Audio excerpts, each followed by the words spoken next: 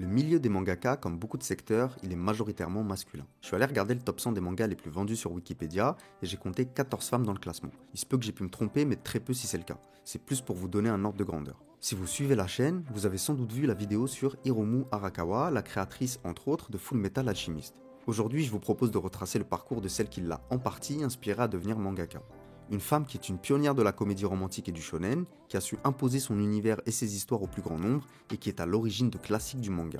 Cette grande dame, c'est Rumiko Takahashi.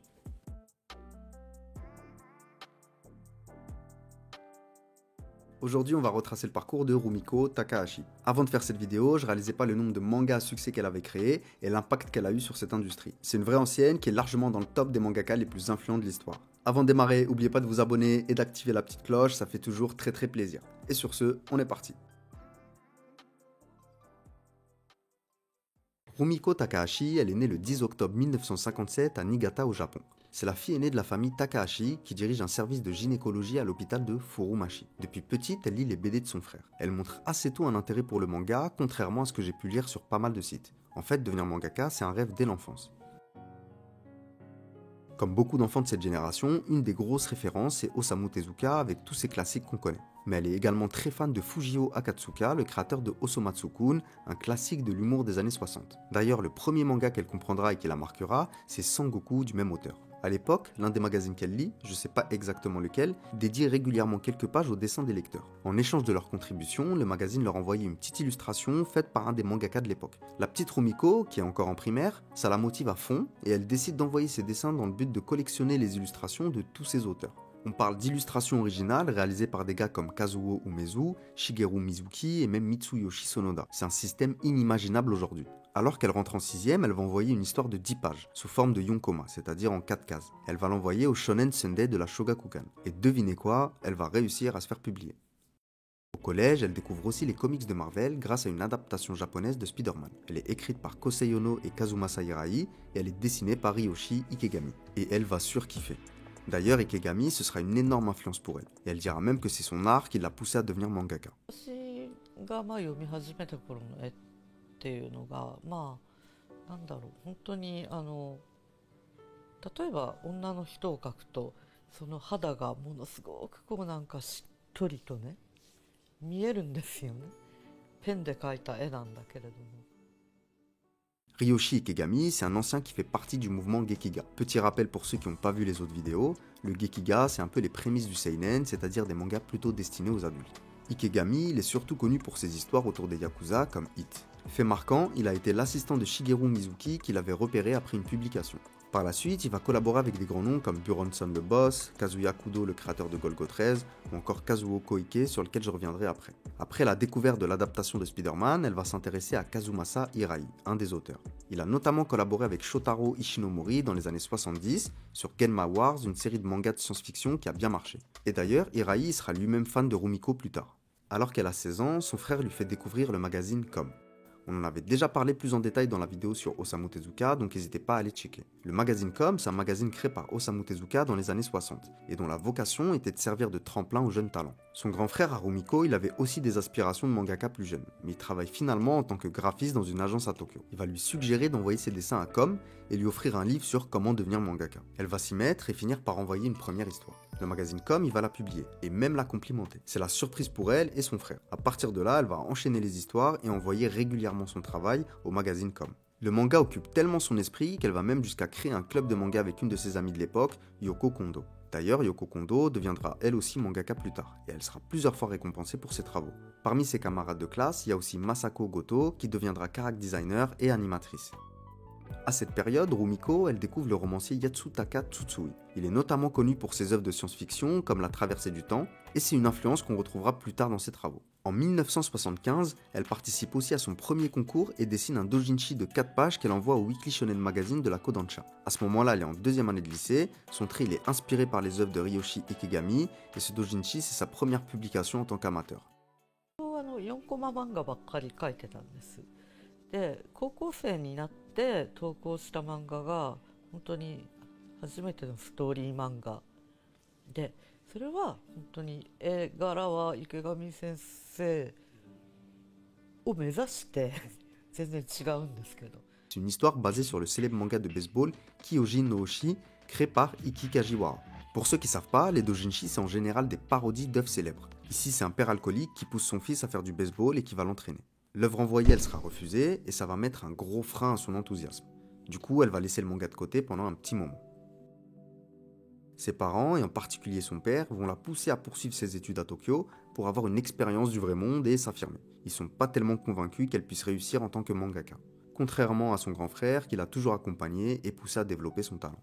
Une fois son bac en poche, elle part donc étudier à l'université pour femmes du Japon, située à Tokyo. Pour ceux qui se demandent d'où vient ce nom, c'est simplement la plus grande et la plus ancienne université privée pour femmes au Japon. Arrivée donc à l'université où elle étudie l'histoire, elle va renouer avec le manga et avec une de ses camarades, Meijiro Hanako, elle va rejoindre un club de manga et y publier ses histoires via un journal. D'ailleurs, Meijiro Hanako, elle deviendra aussi mangaka et sera connue notamment pour Tokyo Vampire, sorti en 1987. À croire que toutes les femmes que Rumiko Takahashi a croisées sont devenues des artistes accomplis. C'est assez ouf.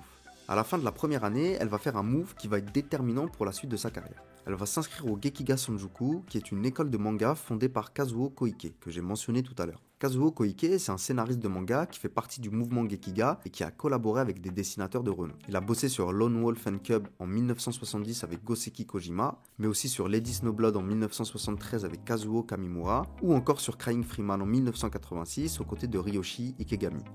À ses débuts, il avait aussi participé à la création de Golgo 13 de Takao Saito. En 1977, il crée la Gekiga Sonjuku, une école pour jeunes créateurs de manga. Il va y former beaucoup d'artistes dont on a déjà parlé dans d'autres vidéos, comme Tetsuo Hara, le dessinateur de Hokuto no Ken, ou encore Yuji Horii, le scénariste de Dragon Quest.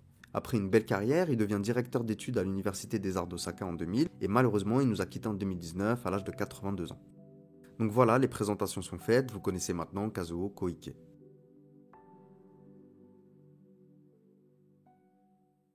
On revient à Rumiko Takahashi qui à la fin de sa deuxième année d'université s'inscrit donc à la Gekiga Sonjuku.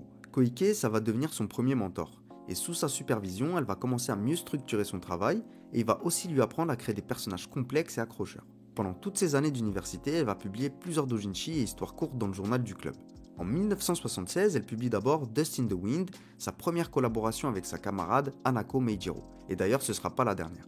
Dans cette histoire, le personnage principal fuit une bande de ninjas qui le poursuivent. On y retrouve deux éléments qu'on retrouvera par la suite. Un personnage nommé Aposai qu'on reverra dans Ranma 1/2, et l'histoire inspirera aussi un chapitre de Urusei Yatsura ou Lamu. La même année, elle va publier Soshite Hanbun Inakunata, qui est sa première œuvre complètement originale. Dans ses histoires précédentes, elle parodiait des œuvres déjà existantes. Là, elle va créer une histoire originale où un personnage a la capacité de voir l'avenir, mais seulement 12 heures en avance. Pour l'inspiration, elle s'est basée sur les travaux de Kasumasa Hirai. L'année suivante, en 1977, elle publie Bye Bye Road. C'est une très courte histoire qui met en scène un groupe de vendeurs de rue qui essaie de convaincre un jeune étudiant de manière un peu insistante. Cette histoire, elle marque les débuts de Spark and Joji, qui est le premier personnage récurrent de Takahashi. Il s'agit d'une de ses premières œuvres abouties et c'est aussi la première de ses histoires à utiliser des trames et à adopter une apparence un peu plus professionnelle.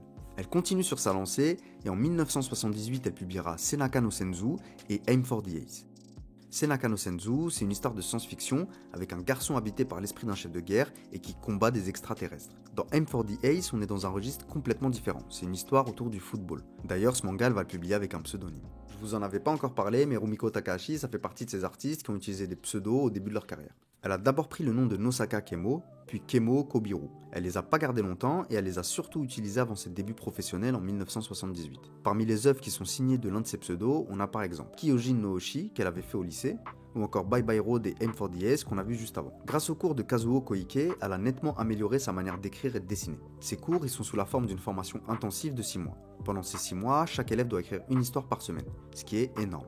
Et à partir de ces histoires, les élèves doivent dessiner les planches. Takahashi, elle en garde un excellent souvenir. Elle raconte que cette expérience l'a énormément enrichie et que c'était super stimulant d'être au milieu de tous ces jeunes artistes qui partageaient le même rêve.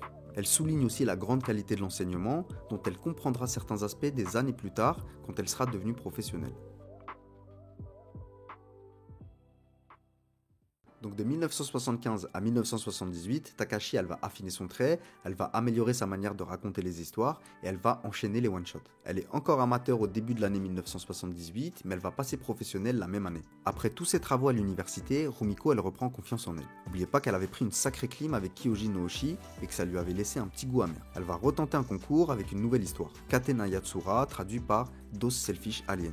C'est une histoire de science-fiction où on suit Kay, un livreur de journal qui se fait enlever par des extraterrestres. Au fur et à mesure du récit, il va se retrouver au milieu d'un conflit qui oppose ces extraterrestres, les fishmen qui vivent dans l'océan et le gouvernement qui représente ceux qui vivent à la surface de la Terre. Chacun va vouloir utiliser Kay pour se débarrasser des autres en lui insérant une bombe dans le corps. Grâce à cette histoire, elle va remporter le 2e prix Shogakukan du meilleur nouveau mangaka dans la catégorie shonen. Cette année-là, le jury il est prestigieux. On a par exemple Fujio Akatsuka, le taulier de l'humour, Kazuo Umezu, le boss de l'horreur, le duo légendaire Fujio Fujiko et Leiji Matsumoto, le créateur d'Albator. Pour elle, c'est une vraie consécration, d'autant plus que les commentaires du jury vont la mettre bien. L'image est très bien dessinée, j'apprécie les idées étranges et l'humour, le rythme est bon et l'idée de la fin est intelligente. Les dessins sont très beaux, j'approuve également l'audace de l'artiste qui n'est pas typique d'une artiste féminine. Je pense que c'est une histoire intéressante à grande échelle, l'originalité des personnages est évidente, la finition des images est soignée, elle crée des climax dramatiques et plein de suspense. Avec cette histoire, Rumiko elle va poser les bases de ses futures œuvres. On retrouvera notamment pas mal de ces éléments dans Urusei Yatsura. Pour les aliens, elle s'est pas mal inspirée de la race d'Exiliens du film Godzilla Invasion of Astro Monster. Katena Yatsura, ce sera la première œuvre de Takahashi qui sera publiée dans un gros magazine et son point de départ en tant que mangaka professionnel. Maintenant qu'elle est lancée, elle va enchaîner les publications. La même année, elle va envoyer Golden Gods of Poverty qui sera sa 2e publication après qu'elle ait remporté le concours de la Shogakukan, puis elle publiera Ara Ara Uru et Gambarimas, 2 histoires autour de la famine. Elle publiera la plupart de ses histoires dans les magazines de la Shogakukan avec qui elle va collaborer pendant une vingtaine d'années. À partir de cette période, elle va plus s'arrêter de publier. On peut dire qu'elle a été très prolifique. Grâce au concours de la Shogakukan, elle a aussi gagné en visibilité. Elle va être approchée par un grand nom, Kazuo Umezu, qui faisait partie du jury. D'ailleurs, Kazuo Umezu, on en avait parlé dans la dernière vidéo sur Junji Ito. Elle va devenir son assistante temporaire alors qu'il travaillait sur Makoto-chan. L'expérience, elle est plutôt courte, mais ça va lui permettre de mettre un pied dans le quotidien d'un mangaka déjà en place et d'apprendre de nouvelles techniques. Cette année 1978, elle est exceptionnelle pour Takahashi. Elle a gagné un concours, elle publie ses premières œuvres professionnelles et elle va démarrer ce qui sera un de ses plus grands chefs-d'œuvre. Cette œuvre, c'est Urusei Yatsura, qui est un jeu de mots qui signifie c'est bruyant venant de l'espace, ce qui résume assez bien l'œuvre. Ce sera connu plus tard en animé sous le nom de L'amour. Et d'ailleurs, ça avait été diffusé dans le club Dorothée. Rumiko Takahashi, elle va travailler dessus de 1978 à 1987, et ce sera publié dans le Weekly Shonen Sunday de la Shogakukan. On l'a vu avant, elle aime beaucoup la science-fiction, et cette fois-ci, elle va s'en servir comme fond pour développer une comédie romantique avec les codes du shonen. Dans cette histoire, on suit Ataru Moroboshi, un adolescent malchanceux dont la vie va basculer après qu'une extraterrestre, Lamu, emménage chez lui. C'est un énorme quiproquo et ça va l'amener à se retrouver dans des situations folles. C'est bourré d'humour et les situations absurdes elles s'enchaînent, ce qui donne beaucoup de rythme. Peu après le début de la publication, elle va recevoir plein de lettres de fans, qui s'intéressent surtout à la relation entre Ataru, le personnage principal, et Lamu. Takahashi elle est assez étonnée de cet intérêt et elle se dit finalement que c'est une direction naturelle à prendre. Côté rythme de production, elle a un peu de mal. Comme vous le savez, être mangaka au Japon, c'est mettre sa vie entre parenthèses, surtout quand t'es publié de manière hebdomadaire. C'est pour ça que les chapitres ils ont été publiés de manière irrégulière jusqu'en 1980. À ce moment-là, elle est encore dans un petit appart qu'elle partage et c'est pas encore la fortune, mais ça va vite changer pour elle. Urusei Yatsura, c'est un carton commercial. On parle de 35 millions d'exemplaires vendus au Japon. Pour vous donner une idée, c'est autant que Dr. Slump et plus que One Punch Man ou même Death Note. Il y a plusieurs mangaka qui ont cité l'impact de cette œuvre sur leur travail, comme Hideaki Anno, le créateur d'Evangelion, ou encore Hiro Mashima, le créateur de Fairy Tail. L'anime sera diffusé à partir de 1981 et il va populariser encore plus la série. Il y a eu aussi un film dérivé, Beautiful Dreamer, réalisé par le grand Mamoru Oshii, célèbre pour Ghost in the Shell. En 1981, c'est la consécration, elle reçoit le prix Shogakukan dans la catégorie shonen. Ce qu'il faut comprendre, c'est qu'à l'époque, les femmes elles sont cantonnées au shoujo. Donc une femme qui fait du shonen et qui en plus manie l'humour, c'est inédit dans le paysage des mangaka. L'amour c'est son premier gros succès, mais ce qu'il faut savoir, c'est qu'elle travaille sur une autre série en parallèle. Cette œuvre, c'est Maison Ikoku qui sera publiée en parallèle de l'amour jusqu'en 1987. だからまあギャグを書いていたらなんとなくちょっとこうそのメゾンみたいなねまあしっとりとしたものをやりたくなり、まあ、そのまた逆もありみたいなだからものすごくそのいいペースでストレス解消みたいなねその書くこと自体がまあそういう感じでやれたので良かったです。Ce sera aussi un énorme carton avec 25 millions d'exemplaires vendus, c'est autant que des classiques comme Ashita no Joe. Je sais pas si vous réalisez, mais ça veut dire qu'elle a publié 2 mangas en même temps qui se classent parmi les mangas les plus vendus au monde. Il y a très peu de mangaka qui ont réussi à faire ça. Alors que L'amour est publié dans le Weekly Shonen Sunday, Maison Ikoku est publié dans le Big Comic Spirits. Pas de science-fiction cette fois-ci, mais une pure comédie romantique. On suit Yusaku Godai, un étudiant qui vit dans une pension appelée Maison Ikoku, et qui va tomber amoureux de Kyoko Otonashi, la nouvelle gérante. Il y a une pointe d'humour, mais contrairement à ses œuvres plus légères, dans Maison Ikoku, elle aborde les relations de manière plus profonde. Pour l'inspiration, elle raconte qu'elle vivait dans un immeuble où il y avait plein de gens étranges, et que sans raison particulière, elle voulait que le protagoniste soit la gardienne de l'immeuble. Ensuite, elle a introduit le jeune étudiant, la romance, et c'était parti. Il y aura une adaptation en animé en 1986 de 96 épisodes, mais aussi des OAV et même un live action en 2007. C'est une œuvre qui est considérée par beaucoup comme une référence du genre. En 1987, elle sort de 10 ans de charbon avec 2 énormes succès à son actif, mais c'est pas pour autant qu'elle va se reposer. Elle va enchaîner avec ce qui sera le plus gros succès de sa carrière, Ranma 1/2. Peut-être que certains d'entre vous ont découvert avec l'animé sur Netflix, mais ça existe depuis presque 40 ans. Dans cette histoire, on suit Ranma Saotome, un jeune garçon expert en arts martiaux. Après un entraînement dans le pays des sources maléfiques avec son père, il est atteint d'une malédiction étrange. À chaque fois qu'il est touché par de l'eau froide, il se transforme en fille. Pour revenir à son état normal, il faut lui verser de l'eau chaude.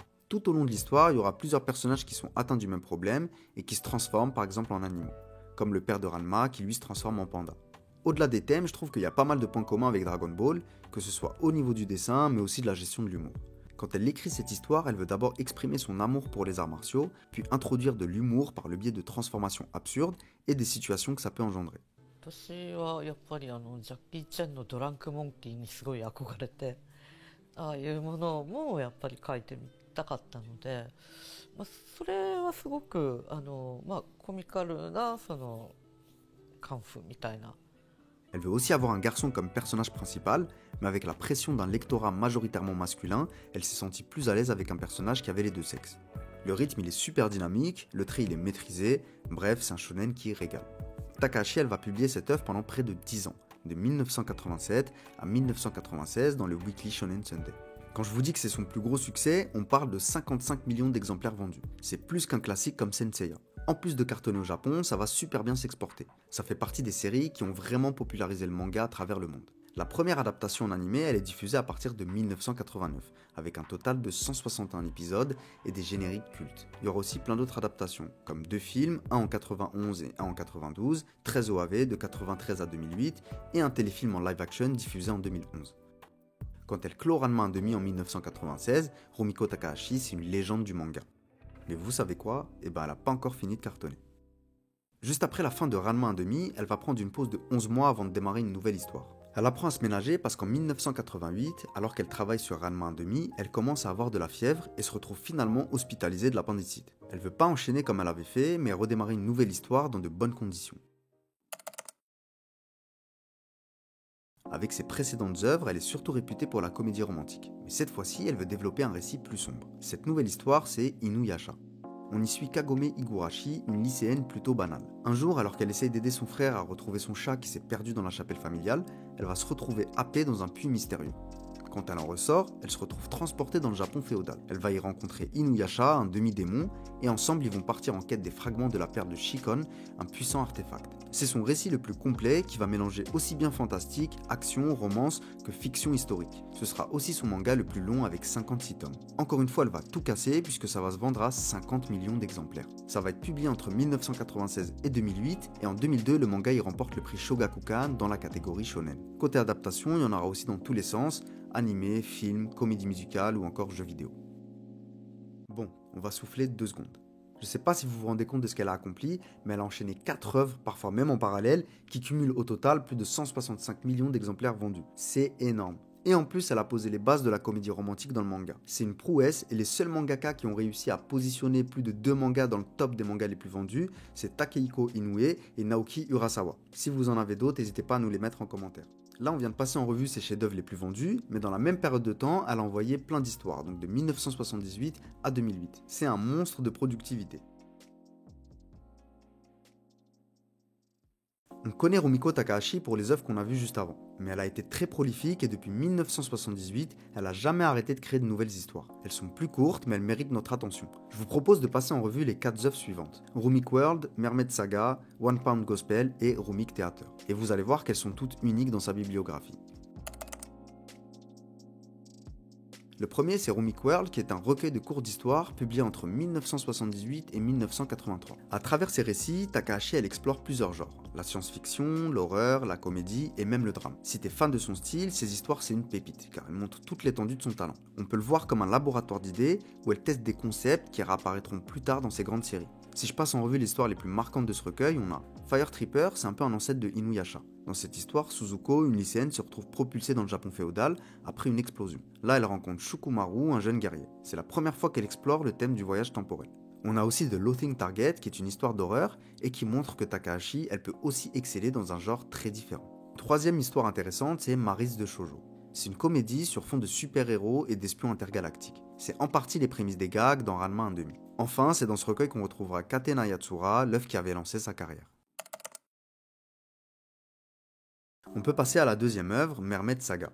Sortie entre 1984 et 1994, c'est une série de nouvelles en plusieurs chapitres où Takahashi abandonne l'humour décalé pour explorer un univers plus sombre et tragique. C'est un manga qui mélange horreur, mythe et aventure et aborde des thèmes plus profonds. La trame principale de l'histoire, elle tourne autour de Yuta, un homme qui a mangé de la chair de sirène et qui est devenu immortel.